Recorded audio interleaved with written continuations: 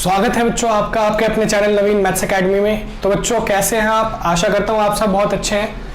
आज मैं लाया हूँ आपके लिए chapter number 6 lines and angles.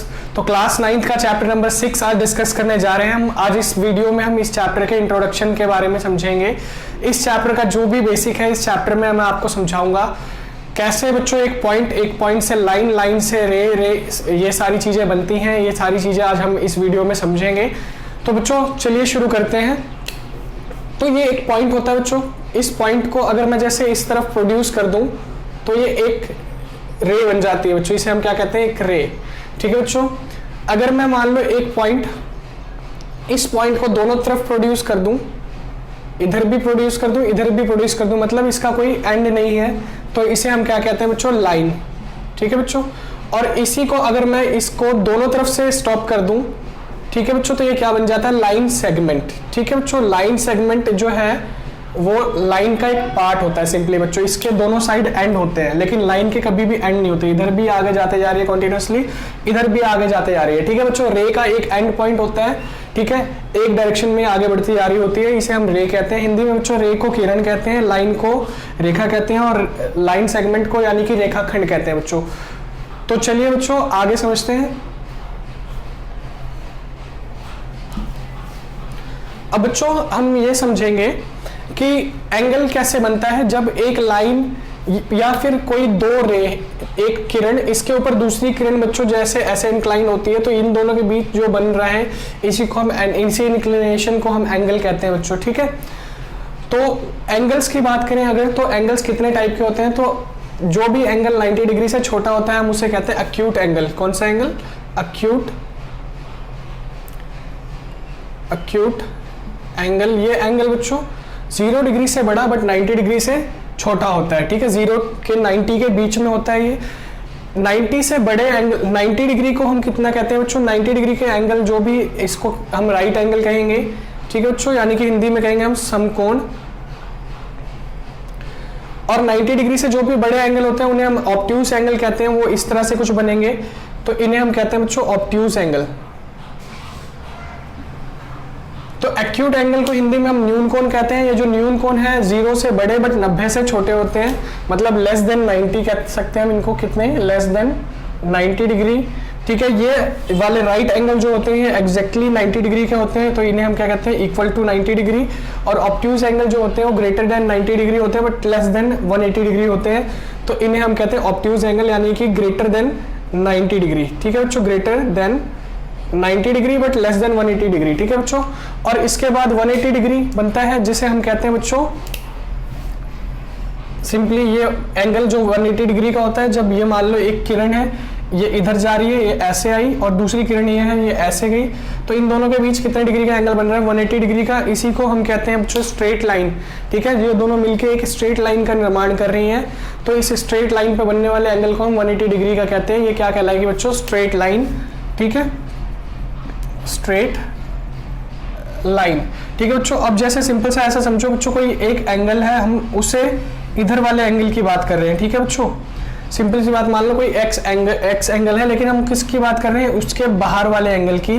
तो यही इसका क्या कहलाता है बच्चों? रिफ्लेक्स एंगल कहलाता है। इसे हम क्या कहते हैं? Reflex angle. और रिफ्लेक्स एंगल की वैल्यू क्या होती है? किसी भी एंगल के रिफ्लेक्स एंगल को हमें निकालना है तो सिंपल सी बात 360 डिग्री में से उस एंगल को आप माइनस कर दें तो वो उसका रिफ्लेक्स एंगल निकल के आएगा। ठीक है बच्चों, जिसे प्रतिवर्ती कोण हिंदी में कहते हैं हम बच्चे। इसे एक सीधी रेखा, सरल रेखा कहेंगे। ठीक है बच्चों, तो आशा करता हूं इतनी बात समझ गए होंगे आप। चलिए बच्चों इन्हें नोट डाउन कर लीजिए, फिर आगे समझते हैं।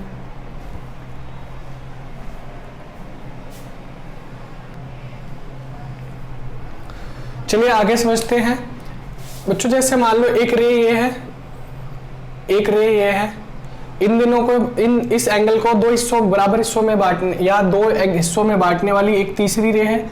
तो बच्चों जैसे ये रे बनी तो इसने क्या कर दिया? ये दोनों आमने, ये अगल बगल वाले एंगल्स, इन दोनों एंगल्स को हम कहते हैं एडजेसेंट एंगल। ये कौन से एंगल्स हैं बच्चों? एक दूसरे के एडजेसेंट एंगल हैं। They are sharing a common arm. ये वाली आर्म इनमें कॉमन है बच्चों। जैसे अगर मैं इनको नाम दे दूं O, इसको नाम दे दूं A, इसको नाम दे दूं B और इसको नाम दे दूं C, तो ये OB जो है ये इस वाले एंगल में भी है और ये इस वाले एंगल में भी है। तो इस तरह के एंगल्स को हम एडजेसेंट एंगल्स कहते हैं। कौन से एंगल्स हैं ये? एडजेसेंट एंगल है बच्चों। ठीक है, इसके बाद समझते हैं लीनियर पेयर क्या होता है। जैसे बच्चों एक स्ट्रेट लाइन है, उसके ऊपर ये एक रे है, ये एक स्ट्रेट लाइन है, ये एक लाइन है, उसके ऊपर ये एक रे है, ये रे को हिंदी में हम क्या कहते हैं, किरण। तो ये दो हिस्सों में बांट रही है इसे। तो आपको बताया था मैंने, एक सीधी रेखा पे बनने वाला एंगल कितने डिग्री का होता है, 180 डिग्री का होता है, यानी कि ये पूरा एंगल यहाँ से यहाँ तक 180 डिग्री होगा। अगर इस एंगल को मैं अल्फा बोलूँ, इस एंगल को बीटा बोलूँ, तो आप क्या कहेंगे, अल्फा प्लस बीटा बराबर क्या होगा, 180 डिग्री। इसी को हम क्या कहते हैं बच्चों, लीनियर पेयर, लीनियर पेयर। ठीक है, अब देखो बच्चों, एक लाइन ऐसे है, मान लो एक लाइन ऐसे जा रही है, ये दोनों लाइन एक दूसरे को कट करेंगी। जब ये लाइन दोनों एक दूसरे को कट करेंगी तो ये कुछ ऐसी डमरू जैसी संरचना बनाएंगी। डमरू जैसी संरचना बोल लो या फिर बोलो आप एक्स बनाएंगी। तो ये एक्स के इस तरफ वाला एक एंगल और एक उस तरफ वाला एंगल, ये दोनों एंगल इक्वल होंगे। अगर ये एंगल एक्स डिग्री का है तो मान लीजिए ये भी एक्स डिग्री का होगा। ऐसे ही बच्चों ये भी तो सेम वही बन रहे हैं। तो अगर ये एंगल y डिग्री का है तो ये वाला भी एंगल कितने डिग्री का होगा, y डिग्री का होगा। इन्हीं को हम कहते हैं वर्टिकली अपोजिट एंगल।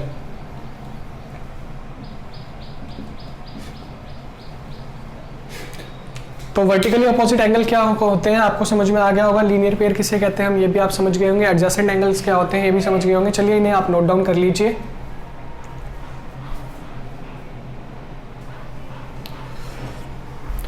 चलिए अब हम किसी लाइन के दो पेयर्स ले लेते हैं। अगर हम एक पेयर ऑफ अ लाइन लें तो पेयर ऑफ अ लाइन बनाने के कई सारे तरीके हैं।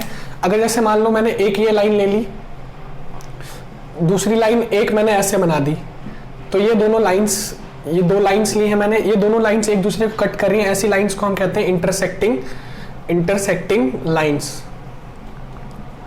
ठीक है, और जब लाइंस एक दूसरे को इंटरसेक्ट करती हैं तो क्या बनते हैं, वर्टिकली अपोजिट एंगल। मैंने अभी बताई थी ये वाली बात। ये वाला एंगल इस वाले एंगल के बराबर होगा। अगर ये x डिग्री का है तो ये भी x डिग्री का होगा, और ये वाला एंगल y डिग्री का है तो ये भी y डिग्री का होगा। ये वाला एंगल इस वाले एंगल के बराबर होगा। और अगर बात करें अगर हम एक लाइन के पेयर को ड्रॉ करने की, तो एक लाइन में अगर ऐसे बनाऊं तो आप कह सकते हैं जो दूसरी लाइन है बिल्कुल इसके पैरेलल ऐसे जा सकती है। तो ये दोनों लाइंस कभी भी एक दूसरे को टच नहीं करेंगी, कभी भी नहीं मिलेंगी। ऐसा कहा जाता है मैथ्स में, ये दोनों लाइंस जो है एक दूसरे को इन्फिनिटी पर मिलती हैं। ठीक है बच्चों, तो ये दोनों लाइंस अगर हम देखें तो एक दूसरे को कभी भी टच नहीं करेंगे। अगर टच करेंगे तो कहाँ पे करेंगे, हम सिंपली कह सकते हैं कि दो पैरेलल लाइंस, एक पेयर ऑफ पैरेलल लाइंस एक दूसरे को कहाँ टच करती हैं, तो वो इन्फिनिटी पे टच करती हैं। ठीक है, तो ये दोनों लाइंस की अगर मैं बात करूं तो आप इनको देखेंगे कि इन दोनों को कहीं भी आप प्रोड्यूस करते जाइए, इधर चाहे प्रोड्यूस करते जाइए चाहे इधर प्रोड्यूस करते जाइए, आप जहां तक इन्हें प्रोड्यूस करेंगे तो इन दोनों के बीच तो एक तो डिस्टेंस सेम रहेगा हमेशा। कहीं भी आप चेक कीजिएगा, जो डिस्टेंस यहाँ पे इन दोनों के बीच है वही डिस्टेंस यहाँ मिलेगा, वही यहाँ मिलेगा। हर जगह वो इन दोनों के बीच जो डिस्टेंस है वो इक्वल होगा। इस तरह की लाइंस को हम क्या कहते हैं, पैरेलल लाइंस कहते हैं, पैरेलल लाइंस कहते हैं। ठीक है, इतनी बात आपको समझ में आ गई होगी। चलिए आगे समझते हैं। अब पैरेलल लाइंस के बारे में और बात समझते हैं। अगर एक पैरेलल लाइन, दो पैरेलल लाइंस है बच्चों, एक पेयर है पैरेलल लाइंस का, और इन पैरेलल लाइंस के ऊपर मैं एक ट्रांसवर्सल खींच दूं।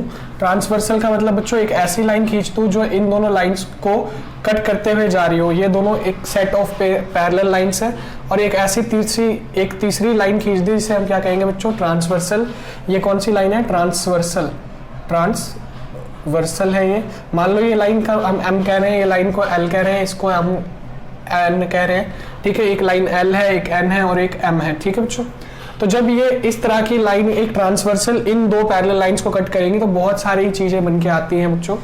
जब दो पैरेलल लाइंस को एक लाइन ऐसे कट करती है तो सबसे पहली चीज जो बन के आती है, अल्टरनेट इंटीरियर एंगल। ये वाला एंगल इस लाइन के अंदर इस तरफ वाला और इसके इस तरफ वाला बच्चों, ये दोनों एक दूसरे का अल्टरनेट है, एक छोड़ के। ठीक है, तो इसे हम क्या कहते हैं, अल्टरनेट इंटीरियर एंगल। ये वाला एंगल अगर x डिग्री का है तो ये वाला भी एंगल कितने डिग्री का होगा, x डिग्री का होगा। ठीक है, अगर ये वाला एंगल y डिग्री का है तो ये वाला एंगल y डिग्री का होगा। ये भी क्या है बच्चों, ये दोनों अल्टरनेट एंगल्स के पेयर है। ये कौन से अल्टरनेट एंगल है, अल्टरनेट इंटीरियर एंगल कहते हैं इन्हें, अल्टरनेट इंटीरियर एंगल। इसका मतलब बच्चों है, अगर हम इन्हें अल्टरनेट इंटीरियर एंगल कह रहे हैं तो अल्टरनेट एक्सटीरियर एंगल भी बनते होंगे। तो अल्टरनेट एक्सटीरियर एंगल क्या होते हैं, चलिए वो समझते हैं। अगर मान लो बच्चों ये ट्रांसवर्सल है तो ऐसे बच्चों ये वाला एंगल इसके बाहर की तरफ बन रहा है, लाइन के बाहर की तरफ, तो ये एक्सटीरियर है। और ऐसे ये इसके अल्टरनेट है तो ये भी बाहर की तरफ बन रहा है। अगर ये x डिग्री का होगा तो ये भी x डिग्री का होगा। इन्हें हम कहते हैं अल्टरनेट एक्सटीरियर एंगल, तो अल्टरनेट एक्सटीरियर एंगल की बात करूं मैं तो ये भी बच्चों अल्टरनेट एक्सटीरियर एंगल का पेयर है, ये और ये भी बराबर होंगे, ठीक है। अगर ये y डिग्री का होगा तो ये भी y डिग्री का होगा, इन्हें हम क्या कहेंगे, अल्टरनेट एक्सटीरियर एंगल। तो अल्टरनेट एक्सटीरियर एंगल किन्हें कहते हैं आप अच्छे से समझ गए होंगे। चलिए आगे और बातें समझते हैं कि इनमें और क्या क्या चीजें बन सकती हैं। इसे इरेज कर देता हूं।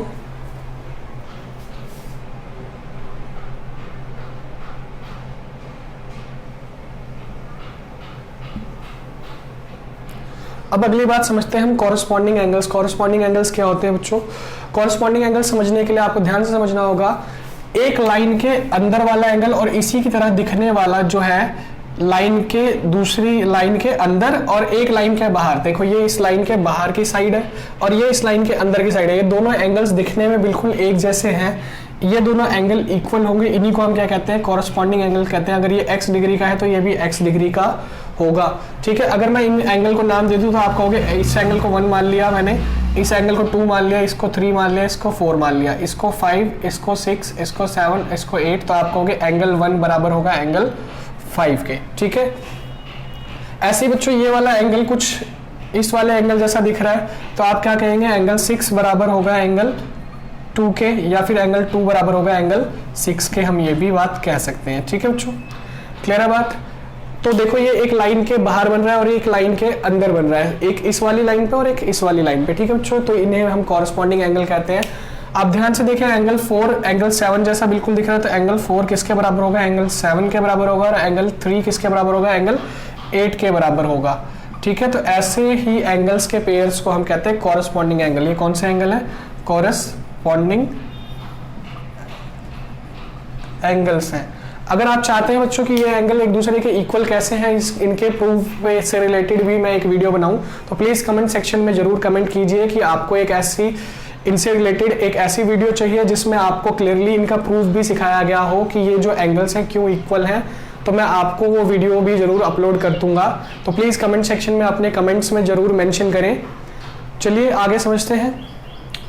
तो इतनी बात आपको समझ में आ गई होगी कि कॉरस्पॉन्डिंग एंगल्स क्या होते हैं। इसको मैं मिटा रहा हूं, आपने नोट डाउन कर लिया होगा, एक बार आप नोट डाउन कर लें। तो चलिए बच्चों मैं इनको मिटा रहा हूं।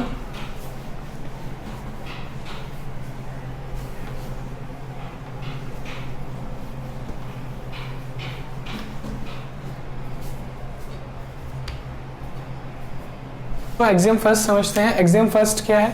एक्सियम फर्स्ट की बात करूं मैं तो एक्सियम फर्स्ट आपको क्या कहता है बच्चों की एक लाइन है, इस पे कोई भी एक रे है, ये जो रे है इसको क्या कर रही है, ये जो दोनों एंगल्स हैं आपको बताया था कि स्ट्रेट लाइन पे बनने वाला एंगल 180 डिग्री का होता है, तो ये रे क्या कर रही है, इस एंगल को दो हिस्सों में बांट रही है।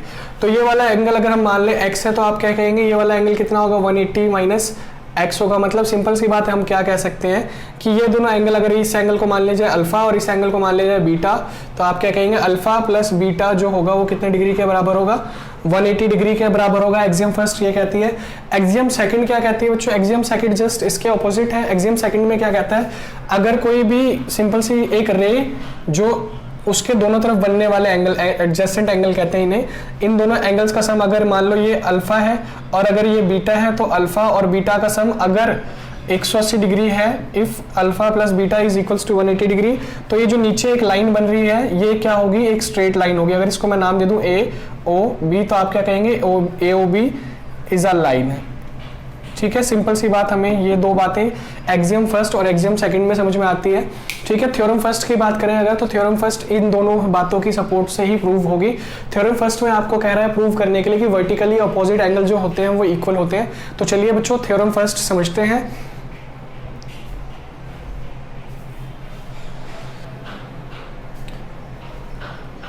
तो बच्चों चलिए थ्योरम नंबर 6.1 को समझते हैं। थ्योरम नंबर 6.1 क्या कह रही है, if two line intersect each other, अगर मान लो दो लाइन एक दूसरे को इंटरसेक्ट करती हैं, two lines intersect each other, then the vertically opposite angles are equal. तो बताओ कि वर्टिकली अपोजिट एंगल्स इक्वल होंगे, मतलब ये वाला एंगल इस एंगल के इक्वल होगा और ये वाला एंगल इस एंगल के इक्वल होगा। बच्चों अगर इस पॉइंट जहाँ पे ये दोनों लाइन एक दूसरे कट कर रही है मैं नाम ओ दे दूं, और इस वाली लाइन को मैं नाम दे दूं ए बी, और इस वाली लाइन को नाम दे दूं मैं सी डी, तो आप क्या कहेंगे कि बच्चों ए बी और सी डी दो लाइन्स हैं जो एक दूसरे को इंटरसेक्ट कर रही हैं पॉइंट ओ पे। ठीक है बच्चों, तो हम लिख लेते हैं गिवन, अगर हम बात करें A B and CD are two lines which intersect at point O। बच्चों अब देखो इस दो लाइंस के इंटरसेक्ट करने से क्या हुआ बच्चों, अगर मैं इस बात को यहाँ पे भूल जाऊं तो आप क्या कहेंगे, एक CD एक लाइन है और OA एक रे है। तो CD एक लाइन है और OA एक रे है, इसका मतलब बच्चों ये वाले एंगल, इस वाले एंगल और इस वाले एंगल का सम कितना होगा, 180 डिग्री होगा। आप अच्छे से जानते हैं कि इन दोनों एंगल का सम 180 डिग्री होगा। ये अभी आपको एग्जाम 6.1 मैंने समझाई थी, ठीक है। तो हम क्या कह सकते हैं, अगर प्रूव करना, हमें क्या प्रूव करना है, चलिए लिखते हैं और फिर कैसे प्रूव करेंगे समझते हैं। तो हमें प्रूव करना है, हमें साबित करना है कि ये वाला एंगल और ये वाला एंगल बराबर होगा। इसका मतलब ये एंगल AOC बराबर होगा एंगल BOD के, हमें ये साबित करना है। तो हमें क्या साबित करना है बच्चों, एंगल AOC बराबर होगा एंगल BOD के। तो angle AOC equals to angle BOD, और दूसरी बात क्या साबित करनी है, एंगल AOD बराबर होगा एंगल BOC के। एंगल AOD बराबर होगा एंगल BOC के। चलिए बच्चों इनको साबित करते हैं। अगर हम बात करें इनको साबित करने की, तो अभी बताया मैंने कि एग्जाम 6.1 से हम क्या कह सकते हैं बच्चों कि CD एक लाइन है और OA एक रे है। तो CD is a line and OA is a रे ऑन इट, है ना, इसके ऊपर एक रे है। तो हम क्या कह सकते हैं कि angle AOC plus angle AOD बराबर होगा 180 डिग्री के, कारण इसका बाय एक्सियम 6.1 हम कह सकते हैं ना बच्चों कि ये इन दोनों एंगल का सम 180 डिग्री होगा। सिमिलरली एक बात और कह सकते हैं हम, सिमिलरली क्या कह सकते हैं हम कि ये जो अब AB है ये एक लाइन है और OD जो है इस पे एक रे है। तो हम क्या कह सकते हैं, इन दोनों का सम भी कितना होगा, 180 डिग्री होगा। तो हमने क्या कहा कि AB is a line and OD is a रे ऑन इट, ठीक है, इसके ऊपर एक रे है। तो हम क्या कह सकते हैं, angle AOD plus angle BOD बराबर होगा 180 डिग्री के। बात इतनी समझ गए हैं। तो चलिए बच्चों अब अगर मैं इसको भी हम क्या कह सकते हैं, कैसे हुआ ये, बाय एक्सियम 6.1, ये भी यही बात हो गई। तो जब अब हम देख पा रहे हैं कि ये भी 180 डिग्री के इक्वल है और इन दोनों का सम भी 180 डिग्री के इक्वल है, तो हम क्या कह सकते हैं, बाय इक्वेशन 1 और बाय इसको इक्वेशन 2 माना, तो हम बाय इक्वेशन 1 एंड 2 क्या कह सकते हैं बच्चों कि ये भी 180 डिग्री के बराबर है और ये भी 180 डिग्री के बराबर है, तो दोनों एक दूसरे के बराबर होंगे। तो हम कह सकते हैं कि angle AOC plus angle AOD equal होगा angle AOD plus angle BOD के। इतनी बात समझ गए। देखो यहाँ भी एंगल AOD है और यहाँ भी एंगल AOD है, AOD से AOD कट गया। तो हमने क्या देखा कि एंगल AOC बराबर एंगल BOD के आ गया। इतनी बात। और देखो यहाँ पे हमने यही साबित करना था, एंगल AOC बराबर एंगल BOD। तो बच्चों इसी प्रकार हम ये भी बात तो कर सकते हैं, जो दूसरी बात लिखी हुई है एंगल AOD बराबर होगा एंगल BOC के। तो आप आगे इसके प्रूव ना करें, आप चाहे तो सिमिलरली करके लिख सकते हैं। तो हम क्या कहेंगे बच्चों, सिमिलरली एंगल AOD बराबर होगा एंगल BOC के। और यही बातें हमें साबित करनी थी कि एंगल AOC जो है BOD के बराबर है और AOD जो है वो BOC के बराबर है, हेंस प्रूव्ड। तो एक बार आप इसे नोट डाउन कर लीजिए।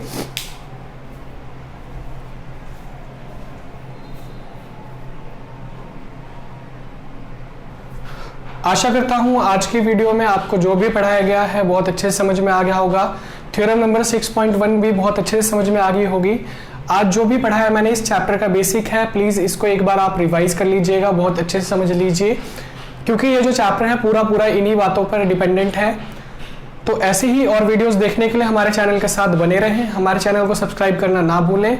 वीडियो पसंद आया हो तो लाइक जरूर करें, बेल आइकन दबाएं। धन्यवाद। ऐसी और वीडियोस देखने के लिए हमारे चैनल को प्लीज़ बच्चों शेयर करना ना भूलें।